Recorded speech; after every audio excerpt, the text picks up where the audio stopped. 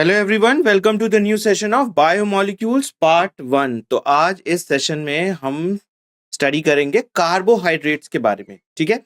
But इससे पहले जो है हम कुछ ऐसे कंपाउंड्स के बारे में, उनके केमिकल कंपोजिशन के बारे में भी जान लेते हैं कि जो डिफरेंट ऑर्गेनिक कंपाउंड्स होते हैं उनके क्या क्या केमिकल कॉम्पोजिशंस होते हैं, ठीक है। सो और are all organisms are made up of same kind of organic compounds? क्या सारे जितने भी ऑर्गेनिज्म हैं उनमें सेम तरह के ऑर्गेनिक कंपाउंड्स होते हैं? नहीं।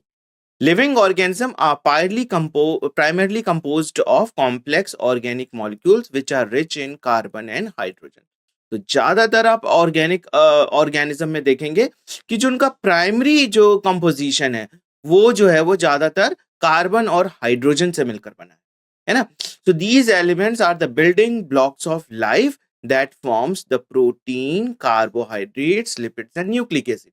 तो ये सारे कंपोजिशंस आपको देखने को तो मिलेंगे ही मिलेंगे। बट इसके साथ साथ कुछ और भी डिफरेंट जो केमिकल्स होते हैं वो जो है वो ऑर्गेनिज्म स्पेसिफिक होते हैं।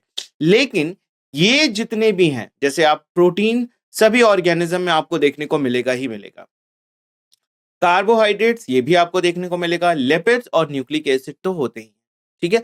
तो ये एक बहुत ही इंपॉर्टेंट है और इसीलिए इस चैप्टर का नाम भी क्या है, बायोमोलिक्यूल्स। क्योंकि आप ये देखिए, प्रोटीन, कार्बोहाइड्रेट, लिपिड्स और न्यूक्लिक एसिड ये सभी क्या है, ये सभी biomolecules. Oxygen is another element that is abundant in both living organism and even in the earth crust. तो अब आप ये देखिए, कार्बन और हाइड्रोजन तो है ही इनमें जो है ऑर्गेनिक मॉलिक्यूल्स में, लेकिन इसके साथ साथ ऑक्सीजन भी प्रेजेंट होता है ना। तो कोई भी ऑर्गेनिक कंपाउंड अगर आप लिविंग ऑर्गेनिज्म के केस में देखेंगे ना, तो आपको कार्बन मिलेगा, हाइड्रोजन मिलेगा और ऑक्सीजन मिलेगा। फॉर एग्जाम्पल, अगर हम कार्बोहाइड्रेट्स की बात करें तो कार्बोहाइड्रेट्स का जो जनरल फॉर्मूला होता है क्या होता है, CH2ON, है ना। सो ये जो है इनका जनरल फॉर्मूला होता है। अगर आप जो है वो CnH2ON, है ना, तो अगर आप 6 कर लीजिए, n is equal to 6, for example एक हम मानकर चलते हैं कि अगर हमारा जो n है वो 6 नंबर है, तो ये हो जाएगा C6H12O6। ये एक सिंपल कार्बोहाइड्रेट है जिसको हम ग्लूकोज भी कहते हैं, ठीक है। तो आप देख सकते हैं कि इसमें कार्बन है, हाइड्रोजन है और ऑक्सीजन। तो ये जो है एलिमेंट्स मिलते हैं और इस ऑर्गेनिक कंपाउंड को फॉर्म करते हैं। इसी तरीके से हमारे बॉडी में जो है वो प्रोटीन्स भी आपको देखने को मिलेंगे, है ना। ना कि ह्यूमन बॉडी में, बल्कि जितने भी आपके ऑर्गेनिजम्स हैं उन सभी के बॉडी में, चाहे वो प्लांट्स हो या एनिमल्स हो, उनकी सभी के बॉडी में आपको जो है वो इस तरीके से ऑर्गेनिक कंपाउंड्स मिलेंगे। अब जैसे प्रोटीन है, तो प्रोटीन में क्या होता है, कार्बन होता है, हाइड्रोजन होता है और ऑक्सीजन होता है और उसके साथ साथ नाइट्रोजन भी होता है, ठीक है। Biochemistry is the science that deals with the chemicals and the physiochemical reactions found in the living organism and their life processes. So हमारा बायोकेमिस्ट्री अगर हम स्टडी करते हैं तो बायोकेमिस्ट्री में हम क्या स्टडी करते हैं, ये एक साइंस है ना। बायोकेमिस्ट्री भी एक साइंस है जो कि डील करती है केमिकल और फिजियोकेमिकल रिएक्शन जो कि लिविंग बॉडी के अंदर हो, चाहे कोई भी ऑर्गेनिज्म, उसके अंदर बहुत सारी मेटाबॉलिक एक्टिविटीज होती है। और ये मेटाबॉलिक एक्टिविटीज जो होती हैं वो सभी जो होती हैं एक तरह के क्या होते हैं, केमिकल रिएक्शंस हो रहे होते हैं ना, फिजियो केमिकल रिएक्शंस हो रहे होते हैं लिविंग बॉडी के अंदर। और ये जो है वो लाइफ प्रोसेस का एक बहुत ही अभिन्न हिस्सा है। अगर ये रिएक्शंस ना हो तो लाइफ जो है वो सस्टेन नहीं कर पाएगी। सो ये लिविंग ऑर्गेनिजम्स का जो है ना फिजियोकेमिकल रिएक्शन जो होते हैं वो बहुत ही इंपॉर्टेंट है और इसमें बहुत सारे बायोमोलिक्यूल्स का इन्वॉल्वमेंट होता है। तो इस चैप्टर में हम एक के बाद एक जो है वो डिफरेंट बायोमोलिक्यूल्स को देखेंगे कि इनका स्ट्रक्चर क्या होता है, इनका कंपोजिशन क्या होता है और ये कहाँ पर इस्तेमाल हो रहे हैं, ठीक है। कुछ तो स्ट्रक्चर को भी बनाते हैं। हमारे बॉडी में बहुत सारे जो है वो सेल्स हैं, टिश्यूज हैं, ऑर्गन सिस्टम है ना। तो ये उसको भी बनाने के लिए जो है वो रिस्पॉन्सिबल होते हैं। तो ये सिर्फ फिजियोकेमिकल रिएक्शन में ही इन्वॉल्व नहीं होते हैं, स्ट्रक्चरल कंपोनेंट भी जो है वो बनाने के लिए responsible. So carbon containing chemicals and the molecules of the living organism are called biological molecules or the biomolecules, है ना। तो जितने भी कार्बन कंटेनिंग केमिकल्स हैं बॉडी में, कोई भी केमिकल हो अगर उसमें कार्बन प्रेजेंट है तो हम कहेंगे कि वो क्या है, हमारा बायोलॉजिकल मॉलिक्यूल्स या फिर बायोमॉलिक्यूल्स। और ये लिविंग ऑर्गेनिज्म का बहुत ही इंपॉर्टेंट कैरेक्टरिस्टिक है कि लिविंग बॉडी में है ना कार्बन कंटेनिंग केमिकल्स बहुत ज्यादा प्रेजेंट होते हैं और इनको हम बायोलॉजिकल मॉलिक्यूल्स या बायोमॉलिक्यूल्स के नाम से भी जानते हैं। द कलेक्शन और the sum total of the different types of biomolecules, compounds and ion present in the cell called cellular pool. तो जो भी सेल के अंदर है ना, एक कोशिका है और कोशिका की यहाँ पर न्यूक्लियस है, राइट। अब यहाँ पर जो भी साइटोप्लाज्म में डिफरेंट बायोमॉलिक्यूल्स हैं वो किसी ना किसी जो है वो मेटाबॉलिक एक्टिविटीज में या रिएक्शंस में जो है ना पार्टिसिपेट कर रहे हैं। तो वो क्या हो सकता है, वो कोई भी बायोमॉलिक्यूल्स हो सकता है, वो कोई भी कंपाउंड हो सकता है, वो कोई भी आयंस हो सकता है जो कि सेल में प्रेजेंट है, ठीक है। Substances that form the true solutions are called as the colloidal solution। तो जो भी बायोमॉलिक्यूल्स है ना, बहुत सारे बायोमॉलिक्यूल्स जो होते हैं वो कोलॉइडल सब्सटेंसेस जो है वो बनाते हैं और ये जो है ना ट्रू सॉल्यूशन भी होता है और ये लिविंग सेल के लिए जो है ना बहुत ही इंपॉर्टेंट होता है कोलॉइडल सॉल्यूशंस का बनना।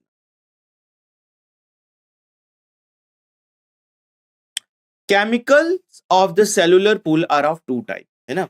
तो जो भी केमिकल्स हैं हमारे जो सेल्स है ना उसमें दो तरह के आपको जो है वो कंपाउंड्स मिलेंगे, inorganic compounds and organic compounds. यानी कि इनऑर्गेनिक कंपाउंड्स भी बहुत सारे होते हैं, बहुत सारे सोडियम, पोटेशियम, ये सारे आयंस के फॉर्म में होते हैं, सोडियम क्लोराइड सॉल्ट के फॉर्म में भी होते हैं। तो ये सारे जो है वो क्या है, इनऑर्गेनिक कंपाउंड। लेकिन कार्बोहाइड्रेट्स भी होते हैं, ग्लूकोज मटेरियल होता है जिस जो सेलुलर रेस्पिरेशन में पार्टिसिपेट करता है। तो जो साइटोप्लाज्म में जैसे कार्बोहाइड्रेट ग्लूकोज प्रेजेंट है तो उसका जो फर्स्ट जो कैटाबॉलिक स्टेप होता है वो ग्लाइकोलिसिस का होता है। तो ग्लाइकोलिसिस के द्वारा क्या बनता है, पायरुविक। और फिर पायरुविक एसिड जो होता है वो माइटोकॉन्ड्रिया के अंदर एंटर करता है और फिर उसका फर्दर जो है वो कैटाबॉलिज्म यानी कि ब्रेक डाउन। सो अब आप ये देख सकते हैं कि इसका मतलब है कि दोनों तरह के सब्सटेंसेस प्रेजेंट है, इनऑर्गेनिक भी और organic. Inorganic constituent of the cellular pool are the mineral, gases and water. तो ये जो है वो कुछ मिनरल्स प्रेजेंट होते हैं, कुछ जो है वो गैसेस भी प्रेजेंट है ना। ऑक्सीजन का इन्वॉल्वमेंट होता है कैटाबॉलिक रिएक्शन में, जैसे रेस्पिरेशन है, रेस्पिरेशन में ऑक्सीजन की इन्वॉल्वमेंट है, ऑक्सीजन की रिक्वायरमेंट है। अगर ऑक्सीजन नहीं होगा तो एरोबिक रेस्पिरेशन नहीं हो पाएगा, फिर वो एनारोबिक ही होगा। तो ये बहुत इंपॉर्टेंट है, यहाँ पर गैस का इन्वॉल्वमेंट है और वाटर भी रिक्वायर्ड है, यहाँ पर वाटर का भी रिक्वायरमेंट। तो ये वाटर जो है वो जो भी सेल का जो लिक्विड सब्सटेंस है सेल के अंदर ना, उसको एक पर्टिकुलर फॉर्म में बनाने के लिए वाटर बहुत ही important. Inorganic substances do not contain the carbon along with the hydrogen. तो जो भी इनऑर्गेनिक सब्सटेंसेस होते हैं ना उनमें कार्बन नहीं प्रेजेंट होता। ऐसे सब्सटेंसेस जिनमें कि कार्बन नहीं प्रेजेंट है वो आपका इनऑर्गेनिक सब्सटेंस है। और ऑर्गेनिक कंपाउंड्स फिर कौन कौन से हैं, जैसे कि कार्बोहाइड्रेट है, लिपिड है, अमाइनो एसिड्स है, प्रोटीन्स हैं, enzymes, nucleotides, nucleic acid, vitamin, ये सभी जो हैं वो ऑर्गेनिक कंपाउंड। तो ये भी सेल में प्रेजेंट होते हैं। Organic molecule possesses carbon and hydrogen. तो ज्यादातर जो आपके ऑर्गेनिक कंपाउंड्स हैं उनमें आपको कार्बन और हाइड्रोजन तो मिलेगा ही मिलेगा, लेकिन जैसे कुछ थोड़ी मात्रा में ऑक्सीजन भी, जैसे कार्बोहाइड्रेट के केस में आप देख सकते हैं कि कार्बन, हाइड्रोजन और ऑक्सीजन तीनों ही present. The chemicals of the cellular pool function as a raw material for carrying out the various biochemical reactions of the cell organelles and the cell। तो जो भी सेलुलर पूल है ना, cellular pool का मतलब होता है कि एक सेल के अंदर जो भी बायोमॉलिक्यूल्स हैं, चाहे वो इनऑर्गेनिक फॉर्म में हो या ऑर्गेनिक फॉर्म में, राइट। तो वो एक रॉ मटेरियल है। रॉ मटेरियल है जो कि वेरियस बायोकेमिकल रिएक्शन उन्हीं के ऊपर रेस्पॉन्सिबल होता है, उन्हीं के ऊपर जो होता है उसका आगे का जो रिएक्शंस होता है वो टिका होता है। ठीक है। और सेल ऑर्गेनल्स और सेल के अंदर जो है ये सारे बायोमोलिक्यूल्स होते हैं, ये जो बायोकेमिकल रिएक्शन में पार्टिसिपेट कर रहे होते हैं। So depending upon their molecular weight and solubility, they can be categorized. तो जब ना इनका वेट लिया जाता है और इनकी सॉल्युबिलिटी देखी जाती है, जो भी है, चाहे इनऑर्गेनिक हो चाहे ऑर्गेनिक हो, है ना। तो जब आप इसको देखेंगे तो ये दो तरह के आपको मिलेंगे।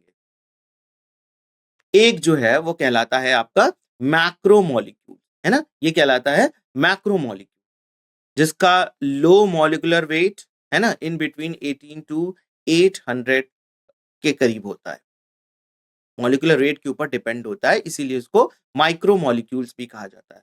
अब ये जो दूसरा है हमारा, ये होता है मैक्रो मॉलिक्यूल।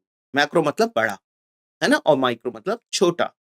तो मैक्रो मॉलिक्यूल्स जो होते हैं उनका वेट के नियर अबाउट 1000 डाल्टन के करीब होता है। तो इसी वजह से इसको आप कह सकते हैं कि हाँ, ये मैक्रो मॉलिक्यूल्स है।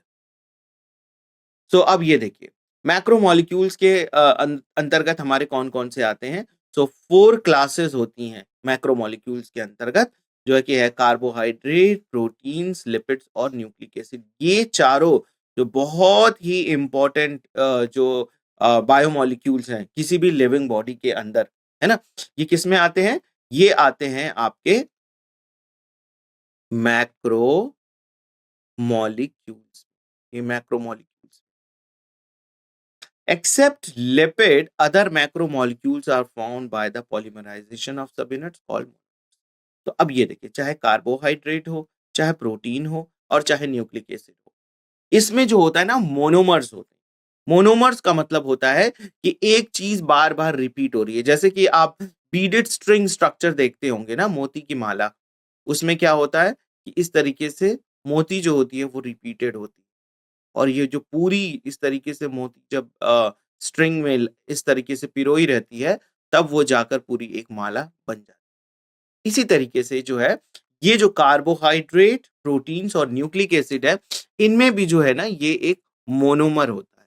अब ये मोनोमर जो होता है वो बार बार रिपीटेड होता है, और ये पूरा जो है एक पॉलीमर के फॉर्म में प्रेजेंट हो जाता है ना। पॉलीमर जब पूरा अटैच हो जाता है तो एक ये पॉलीमर कहलाता है। लेकिन लिपिड के केस में, लिपिड एक ऐसा मैक्रोमोलिक्यूल्स है जिसके केस में हमें इस तरीके का पॉलीमराइजेशन देखने को नहीं मिलता है ना। इस तरह का कोई भी पॉलीमराइजेशन जो है वो सब यूनिट्स का देखने को नहीं मिलता है। तो ये बहुत ही खास है। यहां पर क्वेश्चन बन सकता है कि which of the following biomolecules will not have any monomers for the polymerization reaction, तो दैट विल बी लिपिड। यहां पर वो लिपिड इसका करेक्ट आंसर होगा, क्योंकि कार्बोहाइड्रेट के केस में जो मोनोमर होता है वो आपका ग्लूकोज हो सकता है ना। प्रोटीन के केस में जो है वो अमाइनो एसिड्स हो सकते हैं, और न्यूक्लिक एसिड के केस में न्यूक्लियोटाइड्स हो सकते हैं। तो जब हम ये पढ़ेंगे तो वहां पर देखेंगे कि किस तरीके से जो है वो कार्बोहाइड्रेट्स, प्रोटीन्स और लिपिड्स का जो है ये फॉर्मेशन होता है। Chain of polymer is called polymer. Chain of polymers जो है ना, इसको हम बोलते हैं मोनोमर्स। और इस रिएक्शंस को यूनिट जो होता है, चेन नहीं, जो यूनिट ऑफ पॉलीमर्स जो होते हैं वो उसको मोनोमर्स कहते हैं, और रिएक्शंस को जो होते हैं वो हम पॉलीमराइजेशन कहते हैं। अब हम यहां पर स्टार्ट करेंगे कार्बोहाइड्रेट्स। तो सबसे पहले जो है, कार्बोहाइड्रेट्स होते क्या है। Carbohydrates are polyhydroxy aldoses, ketoses and their condensation products. तो आपको जो है यहां पर मिलेगा, या तो इनके पास एल्डोजेस होगा। एल्डोजेस का मतलब होता है कि ऐसा कार्बोहाइड्रेट जिसके पास CHO ग्रुप प्रेजेंट हो, कार्बन हाइड्रोजन ऑक्सीजन, यानी कि एल्डिहाइड ग्रुप। ये जो है वो एल्डिहाइड फंक्शनल ग्रुप है। तो अगर एल्डिहाइड फंक्शनल ग्रुप है तो वो कार्बोहाइड्रेट कहलाता है एल्डोसिस। ठीक है। और अगर इसके पास जो है वो C double bond O present हो, तो वो यानी कि कीटोन ग्रुप, तो वो कहलाता है कीटोसिस। ठीक है। और ये जो है वो एक कंडेंसेशन प्रोडक्ट जो होते हैं वो उसके थ्रू बनते हैं। चाहे वो एल्डोजेज हो, कीटोजेज हो, ये एक कंडेंसेशन प्रोडक्ट है। एल्डोजेज बियर CHO यानी कि एल्डिहाइड ग्रुप, जिसमें कि आप देख सकते हैं ग्लिसरल्डिहाइड, आपके नेम में ही यहाँ पर देखिए एल्डिहाइड आ रहा है, तो ये जो है वो एल्डोजेज है। Glyceraldehyde, xylose, ribose, glucose and galactose, ये सभी में देखिए ओज आ रहा है या हाइड आ रहा है, एल्डिहाइड। तो ये जो है ना, ये सभी आपके क्या हैं, ये सभी जो है वो आपके एल्डोज, यानी कि इनमें एल्डिहाइड ग्रुप प्रेजेंट। अब इसी के साथ देखिए ketoses, ketoses bear C double bond O group, यानी कि like this C double bond ketone group. अब इसके एग्जांपल्स आप देखिए, डाइहाइड्रोक्सी एसीटोन फॉस्फेट, ये कहां पर बनता है, ये ग्लाइकोलिसिस रिएक्शन में डाइहाइड्रोक्सी एसीटोन फॉस्फेट बनता है। एराइथ्रुलोज, रिब्यूलोज, जाइल्यूलोज, फ्रुक्टोज एंड सीडोहेप्टुलोज, ये सभी जो है वो आपके बायोमोलिक्यूल्स हैं जो कि कार्बन मेटाबॉलिज्म में आपको ये देखने को मिलेगा। Carbohydrates are one of the four major classes of biomolecules along with the protein, nucleic acid and lipid. तो कार्बोहाइड्रेट जो है वो हमारे जितने भी बायोमोलिक्यूल्स हैं उनमें जो है वो सबसे इंपॉर्टेंट, एक ना सबसे इंपॉर्टेंट बायोमोलिक्यूल्स में से एक है। वैसे तो प्रोटीन, न्यूक्लिक एसिड, लिपिड्स भी हैं, लेकिन कार्बोहाइड्रेट्स भी जो है वो उतने ही इक्वली इंपॉर्टेंट है। जैसे कि देखिए, आप प्रोटीन स्ट्रक्चरल कंपोनेंट बनाता है, प्रोटीन एंजाइम्स वगैरह बनते हैं इससे। न्यूक्लिक एसिड, पूरा का पूरा डीएनए जो होता है वो न्यूक्लिक एसिड से बना होता है, और जितने भी कैरेक्टरिस्टिक ऑर्गेनिज्म में होते हैं वो इसी जो है वो न्यूक्लिक एसिड के ऊपर बेस्ड होते हैं। इसके साथ साथ जो लिपिड्स मॉलिक्यूल्स होते हैं, है ना, वो भी जो मेम्ब्रेन्स बनाने में काम आते हैं, वो सभी जो है वो लिपिड्स की रिक्वायरमेंट वहां पे होती है। बायोलिपिड लेयर, अगर आपको याद हो कि प्लाज्मा मेम्ब्रेन में ये लिपिड पाया जाता है। तो अब देखिए कार्बोहाइड्रेट फिर कहाँ पाया जाता है। कार्बोहाइड्रेट भी कुछ स्ट्रक्चरल कंपोनेंट है ना, फॉस ग्लाइकोलिपिड्स कई बार आपको नाम सुनने को मिलेगा। तो ग्लाइकोलिपिड्स का मतलब क्या है, लिपिड के साथ ग्लूकोज मोइटी जो है वो अटैच्ड होता है, राइट। और साथ के साथ आप देखिए कि जो कैटाबॉलिज्म रिएक्शंस होती हैं, है ना, जैसे कि रेस्पिरेशन प्रोसेस, उसमें किसका जारण हो रहा होता है, किसका जो है वो कैटाबॉलिज्म हो रहा होता है, और किसके बर्निंग से जो है वो एनर्जी मिल रही होती है, ग्लूकोज। ठीक है, तो आपको जितनी भी एनर्जी मिल रही है वहां पर ग्लूकोज है। और न्यूक्लिक एसिड की अगर हम बात करें तो वहां पर भी आपको ribose and deoxy ribose sugar की रिक्वायरमेंट होती है न्यूक्लियोटाइड्स बनाने के लिए। न्यूक्लियोटाइड्स में तीन चीजें होती हैं। क्या क्या होती हैं? शुगर होता है, राइबोज और डीऑक्सी राइबोज शुगर, ठीक है, उसके साथ साथ फॉस्फेट ग्रुप होते हैं, और फिर नाइट्रोजनस बेसिस। तो ये तीनों मिलकर जो होते हैं ना, वो न्यूक्लियोटाइड जो कि एक यूनिट है, मोनोमर है, वो बनाता है न्यूक्लिक एसिड के case. So they can exist both as monomers and polymers. तो हमें ये जो है वो आपको मोनोमर्स के फॉर्म में भी मिलेगा ना, सेल में ग्लूकोज के फॉर्म में आपको जो है वो मोनोमर के फॉर्म में कार्बोहाइड्रेट, फॉर एग्जांपल ग्लूकोज मिलता है, फ्रुक्टोज भी प्रेजेंट होता है, ये सब इसके ना मोनोमर्स है। लेकिन फिर इसकी चेन भी आपको मिल जाती है, पॉलीमर्स के फॉर्म में भी मिलता है ना, सेल्यूलोज। सो ये है इसके जो है कार्बोहाइड्रेट्स की स्पेशलिटी है कि ये एक बहुत ही इंपॉर्टेंट जो है वो क्लास ऑफ बायोमोलिक्यूल्स है। ये मोनोमर्स और पॉलीमर्स दोनों के फॉर्म में कोशिकाओं में प्रेजेंट होते हैं। Carbohydrates have the general molecular formula CH2ON। तो जनरली ये इस तरीके से होता है, CH2O का होल N, जब ये N इसमें मल्टीप्लाई हो जाएगा तो बन जाएगा CnH2n ON। अगर आप इसकी जगह 6 रख दीजिए तो बन जाएगा C6H12O6। ठीक है, तो ये इसका जनरल फॉर्मूला होता है। Carbohydrates are directly produce during the photosynthesis of autotrophic plants. तो ये जो फोटोसिंथेसिस प्रोसेस होती है, जिसके फलस्वरूप जो है वो क्या बनता है, कार्बोहाइड्रेट का फॉर्मेशन होता है। फॉर एग्जाम्पल जो है आपका ग्लूकोज, ग्लूकोज बनता है।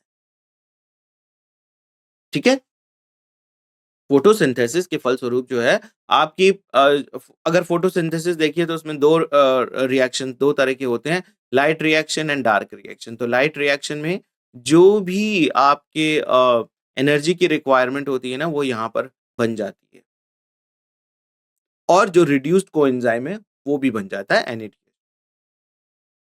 फिर इसके बाद जो डार्क रिएक्शन होता है, इस डार्क रिएक्शन में जो होता है वो कार्बोहाइड्रेट का फॉर्मेशन होता है। लेकिन लाइट रिएक्शन में जो ATP बनी हुई है या NADH2 बना है, उसका यूज जो होता है वो यहां पर डार्क रिएक्शन के केस में आपको यहां पर देखने को मिलता है। It constitute the major part of the dry weight of the plant, about 80%। तो ये 80% जो होता है वो अगर आप किसी भी प्लांट बॉडी को बर्न करिए, है ना, और उसका ड्राई वेट लेंगे तो आपको देख लगे मिलेगा कि 80% जो है वो उस प्लांट बॉडी जो बनी हुई है वो किससे बनी हुई है, वो कार्बोहाइड्रेट।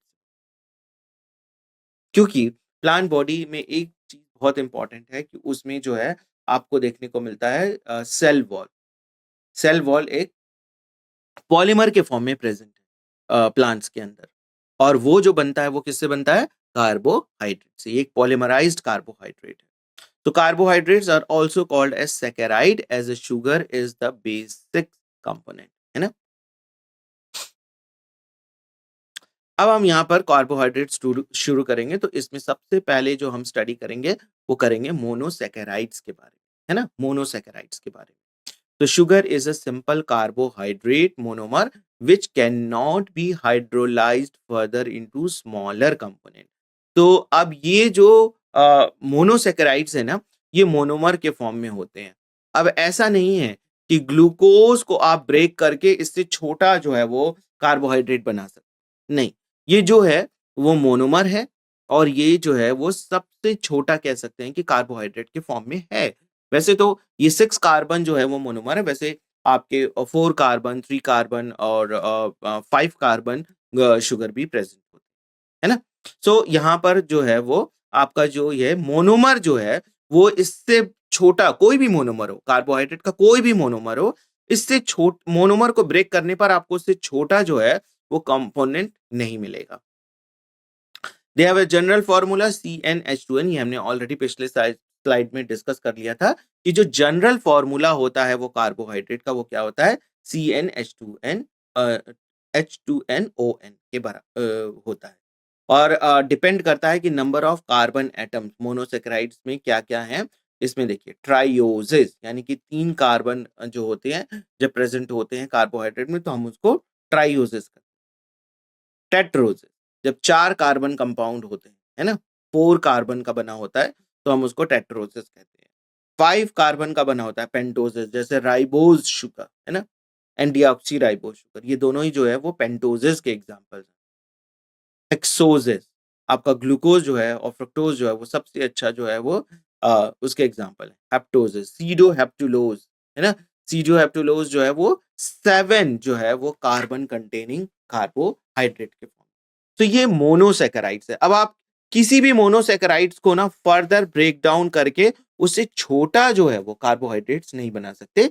ये जो है वो सबसे छोटे जो है वो कह सकते हैं कि हमें कार्बोहाइड्रेट के फॉर्म में ये हमारे पास मोनोमर प्रेजेंट होते हैं। लेकिन ये मोनोमर सिर्फ एक तरह के कार्बन कंपाउंड से नहीं बने होते हैं। इनके में जो कार्बन कंपाउंड की संख्या जो होती है वो वेरी कर सकती है।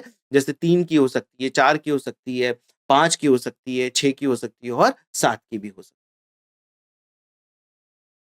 Pentoses and hexoses exist in both the open chain as well as the ring form। तो ये बहुत ही इंपॉर्टेंट है। आपके जितने भी पेंटोजेस होते हैं ना, ये आपके 2 फॉर्म में मिलते हैं। ये देखिए, ये रिंग फॉर्म में आपको पेंटोजेस मिलेगा। हेक्सोजेस भी आपको ऐसे रिंग फॉर्म में देखने को मिलेगा। लेकिन जो और ये आपको ना ओपन चेन के फॉर्म में भी मिलेगा। रिंग और ओपन चेन दोनों फॉर्म में। अभी आगे आने वाले फिगर में हम इसमें देखेंगे कि जो है वो एक एग्जांपल से समझाया गया है कि किस तरीके से जो है वो पेंटोजेस और हेक्सोजेस जो है वो ओपन चेन और रिंग फॉर्म दोनों के फॉर्म में प्रेजेंट।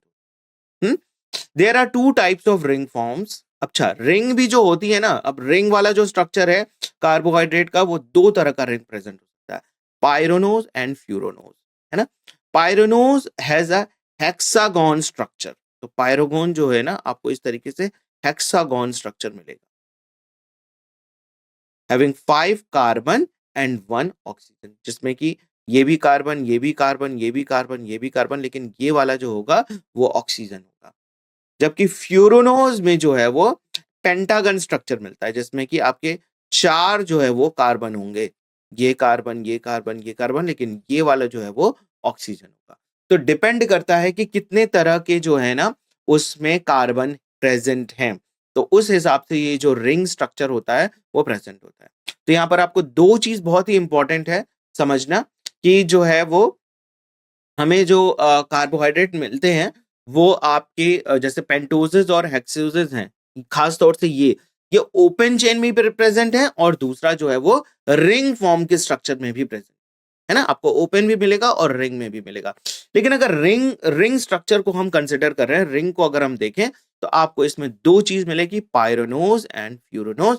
पायरोनोज जो होता है वो हेक्सागन स्ट्रक्चर होता है, जिसमें कि 5 कार्बन और 1 ऑक्सीजन होता है, जबकि फ्यूरोनोज के अंदर पेंटागन है ना, पेंटागन 5 जो है वो इस तरीके से कॉर्नर्स आपको मिलेंगे जो रिंग स्ट्रक्चर होगा, और 5 कॉर्नर में से जो 4 कॉर्नर होगा वहां पर कार्बन प्रेजेंट होगा, जबकि एक जो है वो कॉर्नर पे आपको ऑक्सीजन इस तरीके से प्रेजेंट होता हुआ दिखाई दे।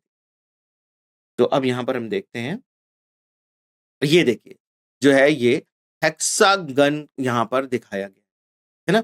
हेक्सागन के केस में आप ये देखिए कि यहाँ पे कार्बन प्रेजेंट है, यहाँ पे भी कार्बन प्रेजेंट है, यहाँ कार्बन प्रेजेंट है, यहाँ कार्बन प्रेजेंट है, और यहाँ पे भी कार्बन। हम लेकिन बोल रहे हैं कि ये जो है हेक्सोजेस है, यानी कि 6 कार्बन है ना, 6 कार्बन।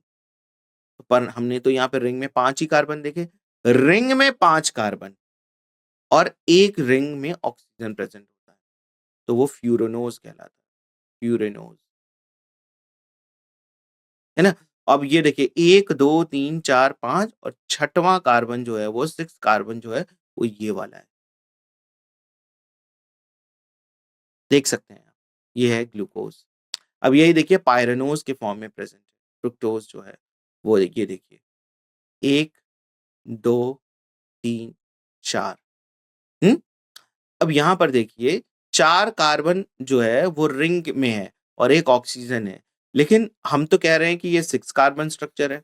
तो अब ये देखिए यहां पर एक कार्बन तो ये है और एक कार्बन यहां पर ये है, ठीक है ना। तो अब ये देखिए ये जो है वो पायरेनोज स्ट्रक्चर है, 6 कार्बन का ही है, लेकिन यहाँ पर जो है वो आपको पायरेनोज स्ट्रक्चर मिल रहा है। अब यही जो है वो ग्लूकोज और फ्रक्टोज जो होते हैं, अब आपको ये देखिए ओपन चेन के फॉर्म में भी प्रेजेंट मिल जाते हैं, CHO एल्डिहाइड ग्रुप। तो एक कार्बन तो ये हो गया, 2 3 4 5 और ये हो गया छठवां कार्बन। तो ग्लूकोज के केस में आप यहां पर देख सकते हैं कि आपको एल्डिहाइड ग्रुप देखने को मिलता है। अब इसी का जो है ये देखिए आइसोमर है फ्रक्टोज। फ्रक्टोज में 1 2 3 4 5 6, यहाँ पे भी 6 कार्बन है, लेकिन जो यहाँ ऊपर से सेकंड कार्बन है वहां पर आपको कीटोन ग्रुप मिल रहा है। तो फ्रक्टोज में, और इसको हम क्या बोलते हैं, फ्रक्टोज। तो फ्रक्टोज में आप ये देखिए कि जो है वो कीटोन ग्रुप प्रेजेंट होता है, जबकि ग्लूकोज के केस में जो है वो एल्डिहाइड ग्रुप है। तो ये बहुत ही इंपॉर्टेंट चीजें हैं जो कि आपको ध्यान इसमें रखनी है। Fructose most common sugar in fruits. तो फ्रूट्स के केस में जो है ना ये सबसे कॉमन शुगर आपको मिलता है, and it is also occur in the nectar and honey. और नेक्टर एंड हनी के केस में भी जो है वो आपको ज्यादा मात्रा में ना फ्रुक्टोज प्रेजेंट होता है। It is the sweetest among all the natural sugar and it is a reducing sugar, और ये एक तरह का ना रिड्यूसिंग शुगर है, ठीक है।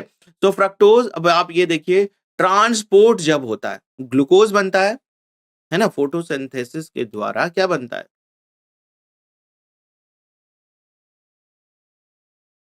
फोटोसिंथेसिस के द्वारा ग्लूकोज बनता है, लेकिन ग्लूकोज जो है ना वो फ्लोएम में ग्लूकोज के फॉर्म में शुगर जो होता है ट्रांसपोर्ट नहीं होती है, उसको बदला जाता है किसमें? फ्रुक्टोज। और फ्रुक्टोज जो होता है वो फिर ट्रांसपोर्ट किया जाता है।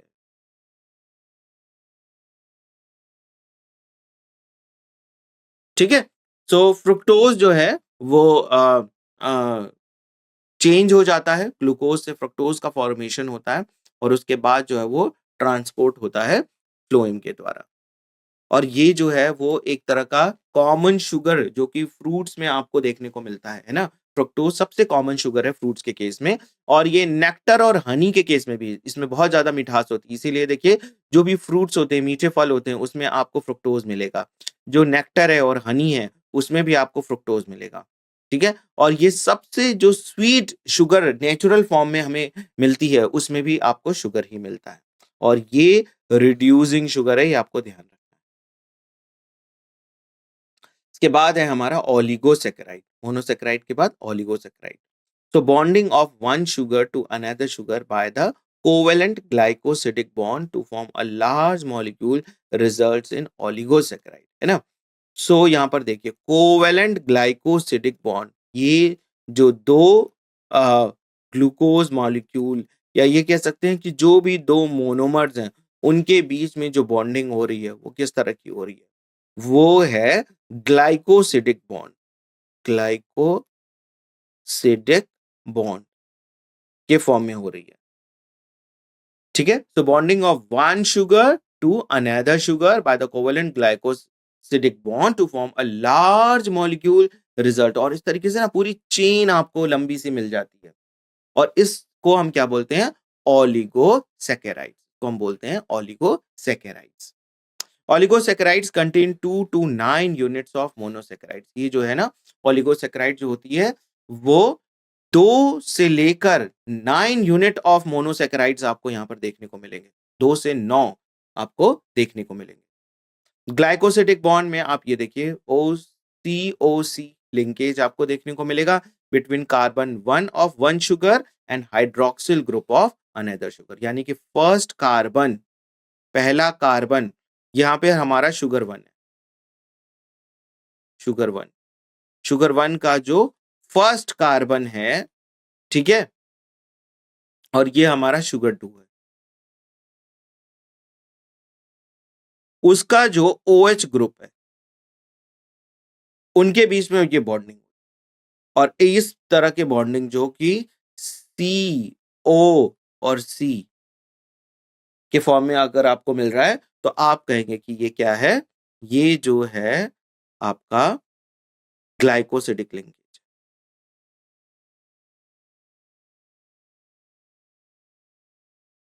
ठीक है, ग्लाइकोसिडिक। Disaccharide or oligosaccharide. तो ओलिगोसैकेराइड अगर हम स्टडी कर रहे हैं ना, तो उसमें आपके डाइसैकेराइड भी उसी में आते हैं, with a few combinations of the two molecules of monosaccharide. जैसे आप ये देखिए, सुक्रोज है, माल्टोज, लैक्टोज एंड सेल्यूबायोज, ये सभी जो हैं वो डाइसैकेराइड, यानी कि दो मोनोमर्स के यूनाइट होने से बने हुए हैं, है ना? दो मोनोमर्स आपस में जुड़ गए, और किस बॉन्ड से जुड़ गए? ग्लाइकोसिडिक बॉन्ड से। ग्लाइकोसिडिक बॉन्ड का होना बहुत जरूरी है, तब हम कहेंगे कि हाँ, ये डाइसैकेराइड्स है। इसके जो कुछ कुछ एग्जांपल्स हैं वो आपके हैं सुक्रोज, माल्टोज, लैक्टोज एंड सेलोबायोज। तो आज हम यहाँ पर पढ़ेंगे सुक्रोज के बारे में। एक डाइसैकेराइड हम यहाँ पर देखते हैं कि इसका कैसा स्ट्रक्चर होता है। तो सबसे कॉमन जो डाइसैकेराइड हमें देखने को मिलती है वो है सुक्रोज। ये जो है आपको शुगर केन, है ना, जो हमारा गन्ना होता है, शुगर केन, जिससे कि हमारी जो शुगर बनाई जाती है, जो कि हम कंज्यूम करते हैं एज अ फूड, है ना, वो जो है वो आपकी शुगर केन है, और उससे जो मिलने वाला शुगर होता है वही सुक्रोज होता है। फिर आपका जो बीट रूट होता है, रेड कलर का बीट रूट, उसमें भी आपको मिलते हैं। कैरेट्स एंड फ्रूट्स जो होते हैं, उसमें भी आपको बहुत ज्यादा मात्रा में जो है वो सुक्रोज मिलते हैं। बस जो बेस्ट जो है, सबसे ज्यादा जो है वो आपको शुगर केन के केस में देखने को मिलता है। शुगर केन में सुक्रोज सबसे ज्यादा present. It is present storage product of photosynthesis. तो फोटोसिंथेसिस में तो बनता क्या है? ग्लूकोज। हम्म और यही जो है वो ट्रांसपोर्ट भी किया जाता है सुक्रोज के फॉर्म में, और स्टोर भी होता है ये फिर, है ना? स्टोर हो जाता है। तो स्टोरेज प्रोडक्ट ऑफ फोटोसिंथेसिस, ये है हमारा storage product of photosynthesis. Plants transport carbohydrate from leaves to other organs in the form of sucrose। तो प्लांट जो है वो ट्रांसपोर्ट करते हैं कार्बोहाइड्रेट्स को लीव से दूसरे ऑर्गन में। लीव्स तो जो है वो आप कह सकते हैं कि वहां पर ग्लूकोज की सिंथेसिस हो रही है, लेकिन उसको दूसरे ऑर्गन में जाकर स्टोर करना है ना? जैसे आप ये देखिए शुगर केन में जो फूड मटेरियल है, जो सुक्रोज है, वो कहाँ पर आके स्टोर हो रही है? स्टेम में। लेकिन बन कहाँ रही है? लीव्स में। लीव्स फोटोसिंथेसिस कर रहा है, और जो भी लीव्स फोटोसिंथेसिस कर रहा है उसको कन्वर्ट करता है शुगर में, सुक्रोज में, और फिर उसको लाके स्टोर करता है स्टेम में। Sucrose has no free aldehyde और ketone group, so it is not a reducing sugar. तो यानी कि रिड्यूसिंग शुगर में आपके लिए फ्री एल्डिहाइड और कीटोन ग्रुप होना चाहिए। तो आप यहाँ पर देखिए, एल्डिहाइड और कीटोन ग्रुप आपको नहीं मिल रहा है ना? OH OH OH हर जगह आपको देखने को मिल रहा है, लेकिन कहीं पे भी CHO या C डबल बॉन्ड O देखने को नहीं मिल रहा है।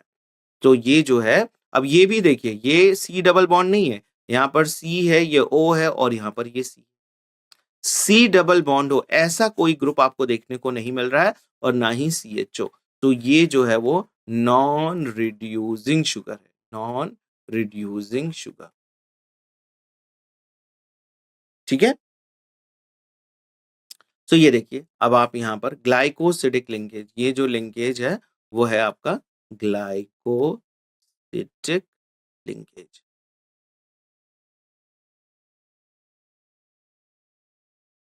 और ये है आपका सुक्रोज। अब हम इसके बाद पढ़ेंगे पॉलीसेकेराइड, वेरी इंपॉर्टेंट, ये एग्जामिनेशन पॉइंट ऑफ व्यू से बहुत ही इंपॉर्टेंट है।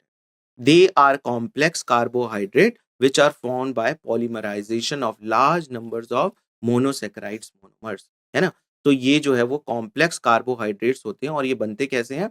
पॉलीमराइजेशन टेक्निक से, है ना? पॉलीमराइजेशन स्टेप जो होता है, जिसमें कि large number of monosaccharides monomers जो होते हैं वो यूनाइट होने लगते हैं। जैसे मैंने पहले भी बताया था कि बीडेड स्ट्रक्चर जो होते हैं, है ना, स्ट्रिंग्स, मोती की माला, ऐसे। तो मोनोमर जो है, ये मोतियां जो हैं, वो बीडेड स्ट्रक्चर जो दिखाई दे रहा है यहाँ पर, ये सब क्या है? ये मोनोमर्स हैं, और ये बार बार रिपीटेड इस तरीके से जुड़ते जाते हैं, और ये पूरा जो है वो पॉलीमर चेन बनाते हैं, पॉलीमर चेन। ठीक है? तो they are also called as glycans, है ना? इसमें जो यूनिट है वो ग्लूकोज है, बार बार रिपीट हो रही है, तो हम इसको ग्लाइकन्स भी कहते हैं। और they are long chain, right hand is reducing end whereas left hand is non reducing end। तो इधर जो है reducing, यानी कि इधर की तरफ जो है वो आपको कीटोन ग्रुप और CHO ग्रुप मिलेगा, जबकि राइट हैंड साइड में जैसे भी बढ़ते जाएंगे उधर आपको जो है वो नॉन रिड्यूसिंग एंड आपका होगा। यहाँ पर जो है वो रिड्यूसिंग एंड मिलेगा, और यहाँ पर नॉन रिड्यूसिंग एंड मिलेगा। The chain may be branched or unbranched, and there are three types, main types: storage, structural and mucopolysaccharide, है ना? तो जो पॉलीसेकेराइड्स होते हैं वो आपके तीन तरह के होते हैं।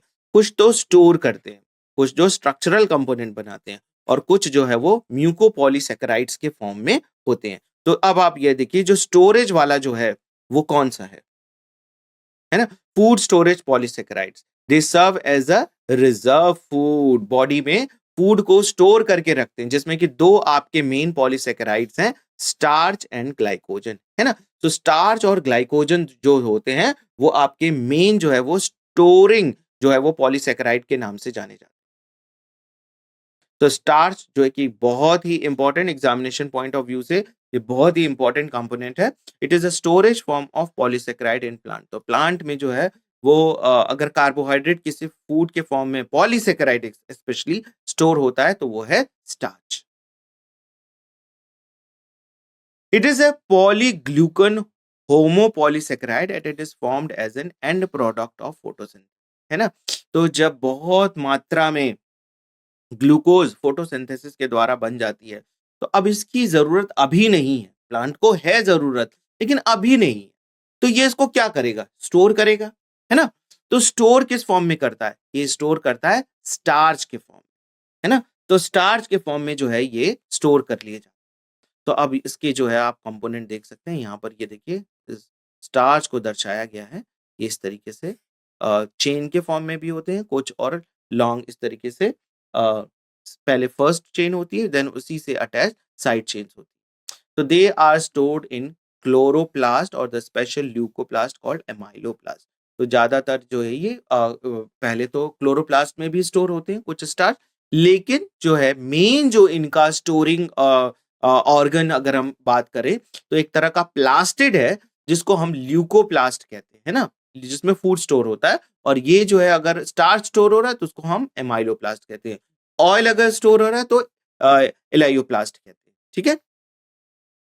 दे are in the form of microscopic granules called starch grain. तो इसमें जो है आपको स्टार्च के ग्रेन्स देखने को मिलेंगे।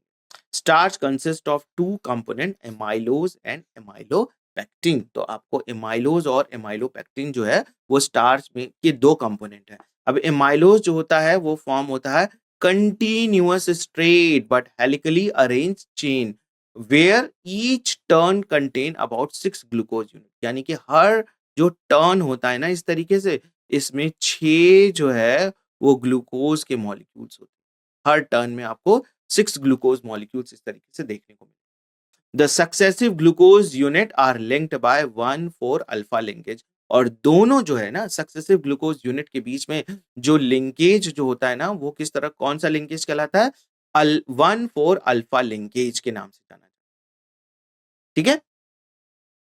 अब इसी तरीके से जो इसका साइड चेन होता है एमाइलोपेक्टिन, है ना, it contain large number of glucose unit, है ना, इसके में जो है वो काफी ग्लूकोज यूनिट इसमें प्रेजेंट होते हैं। लेकिन यहाँ पर जो ग्लूकोज और ग्लूकोज के बीच में जो लिंकेज होता है वो 1,3 लिंकेज हमें देखने को मिलता है एमाइलोपेक्टिन में। तो ये आपको याद रखना है, यहाँ पर एमाइलोज के केस में 1,4 अल्फा लिंकेज, और जबकि जो है वो 1,3 लिंकेज, 1,3 बीटा लिंकेज जो है वो आपके एमाइलोपेक्टिन के केस में देखने को मिलता है। हमारा एक और स्टोरेज जो है कार्बोहाइड्रेट वो है ग्लाइकोजन। ये एनिमल के केस में आपको देखने को मिलता है। Glycogen it is a polysaccharide food reserves of animals, bacteria and fungi. तो ये जो है आपको पॉलीसेकेराइड मिलेगा फूड रिजर्व बैक्टीरिया और फंजाई के केस में, है ना। बहुत सारे बैक्टीरिया में आपको ग्लाइकोजन मिलेगा, फंजाई में ग्लाइकोजन मिलेगा, और एनिमल्स में तो मिलता ही है। It is popularly known as animal starch. ये भी जैसे प्लांट के केस में स्टार्च के फॉर्म में जो है वो फूड स्टोर होता है ना, यहाँ पर एनिमल के बॉडी में जो है वो ग्लाइकोजन के फॉर्म में ये जो है फूड जो है वो स्टोर होता है ग्लाइकोजन के फॉर्म में। It is about 30,000 glucose residue and molecular weight about 4.8 million. तो आप देख सकते हैं कि कितनी ग्लूकोज यूनिट, है ना। ह्यूमन एक्चुअली एनिमल बॉडी में जब एक्स्ट्रा ग्लूकोज, क्योंकि हम फूड लेते हैं, फूड को डाइजेशन होता है, और डाइजेशन होने के बाद फूड का जो है ना एब्जॉर्प्शन, तो ग्लूकोज की जो मात्रा होती है हमें कई बार बहुत ज्यादा शरीर में हो जाती है। तो ह्यूमन बॉडी क्या करती है या कोई भी एनिमल की बॉडी क्या करती है, उसको जो है ना ग्लूकोज को कन्वर्ट कर देती है जो है वो ग्लाइकोजन में, और ग्लाइकोजन को जा मसल्स में, लिवर में वो जाकर स्टोर हो जाता है, ठीक है। और जब फूड जो है वो कई बार क्या होता है कि बॉडी को अवेलेबल नहीं होता है, या आप कई बार जो होते हैं ना फास्टिंग वगैरह भी करते हैं, या कई बार क्या होता है कि आप इतने बिजी हो जाते हैं कि आप उस टाइम ना फूड नहीं ले पा रहे होते हैं, तो लेकिन ग्लूकोज की तो जरूरत है बॉडी में, सारी मेटाबॉलिक एक्टिविटीज तो होनी है।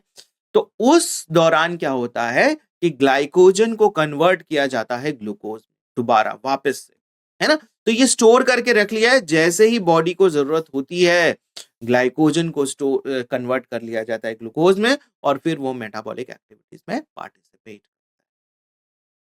Glucose unit are highly branch brush like chain. यहाँ पर जो ग्लूकोज यूनिट होते हैं वो काफी ब्रांच फॉर्म में आपको देखने को मिले, and it has alpha 1,4 alpha linkage straight part and 1,6 linkage at the branching point. तो यहाँ पर आपको जो स्ट्रेट चेन होगी वहां पर 1,4 अल्फा लिंकेज मिलेगा, जबकि जो स्ट्रेट है ना, और जहां पर ब्रांचिंग होगी वहां पर 1,6 alpha linkage, beta linkages form में आपको मिलेंगे।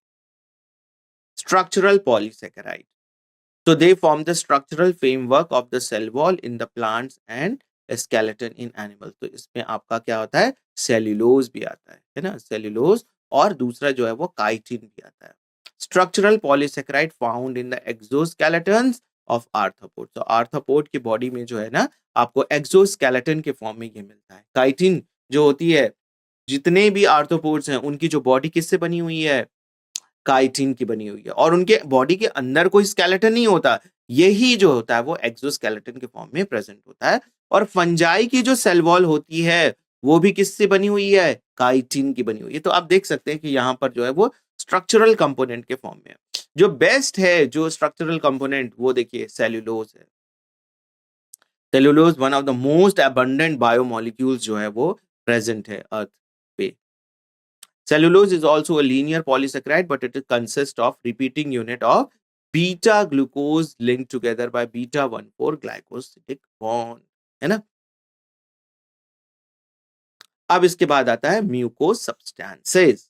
So they are slimy substances or the mucilage which possesses acidic or the aminated polysaccharide, है ना। तो ये जो है ना, कुछ कई बार आपके बॉडी में देखते होंगे चिपचिपे पदार्थ कुछ रहते हैं जो कि स्लीमी सब्सटेंस होते हैं, जिनको हम म्यूको सब्सटेंसेस के नाम से भी जानते हैं। और ये जो है वो एक तरह का एमिनेटेड या acidic polysaccharide, and they play important role in lubrication, protection, moistening, facilitating movement and the trapping substances।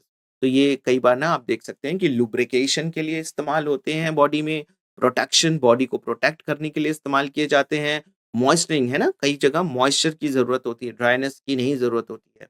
जैसे ट्रैकिया का जो पूरा चैम्बर है वहां पर जो है वो मॉइस्ट रहता है हमेशा। Facilitating movement and trapping substances, और ये सारे इस चीज के लिए रिस्पॉन्सिबल होते हैं। तो इसके कुछ एग्जाम्पल्स हैं, देखिए अगार है जो कि हमें रेड एल्गा से मिलता है, पैक्टिन है, हेमीसेलुलोज है, पेप्टिडोग्लाइकन है, एंड म्यूको प्रोटीन्स है। तो ये पैक्टिन और हेमीसेलुलोज जो है वो सेल वॉल का पार्ट भी होता है कई प्लांट्स में, तो सभी प्लांट में आपको देखने को मिलता है। तो ये जो है वो कुछ म्यूको सब्सटेंसेस हैं। तो इसी के साथ हमारा ये सेशन में मतलब कि कार्बोहाइड्रेट हमने कंप्लीट कर लिया है ना। Thank you very much.